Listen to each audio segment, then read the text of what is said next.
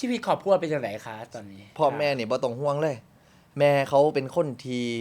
ฮู้ว่าเจ้าของต้องเฮ็ดอีหยังอย่างสมมุติผมบอกว่าโอ้ยแม่ช่วงนี้เนี่ย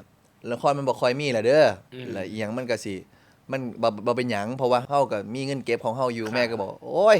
บ่เป็นหยังเดี๋ยวพ่ออยู่นี่ก็พอมีพอกินอยู่คันสมมุติว่าเฮาเกิดลำบากหยังเฮาก็สิขายอันนั้นขายนี่ให้เฮาอะไรนะเขาก็บอกว่าสิให้กลับไปอยู่อุบลบ่ไปอยู่นำกันบ่อะไรอย่างเงี้ยเขาบอกว่าโอ๊ยบ่ต้องดอกอยู่หั่นแหละแต่ว่าที่บ้านก็ยังอยู่อุบลอยู่ แม่ มี น แต่เฮามาอยู่กรุงเทพ แม่นครับแม่นครับ พ่อแม่บ่ได้มาอยู่บ้านที่กรุงเทพนำบ่คะหรือว่า เรา เพิ่นโดนๆเพิ่นมาเทื่อหรือว่าเพิ่นมาหาจังซี่ เรามาดนๆมาเถื่อเรามาดูแลตามสัญชาตญาณความเป็นแม่ อ่า มาทำความสะอาดบ้านแลกะครับ อุ๊ยอีหลีเด้ออันนี้ต้องยอมรับอีหลีเนาะพ่อแม่หรือว่าย่ายหรือหยังยาที่เฮาแบบเลี้ยงดูเฮามาเนาะเวลาเพิ่นมาหาอยู่กรุงเทพนี่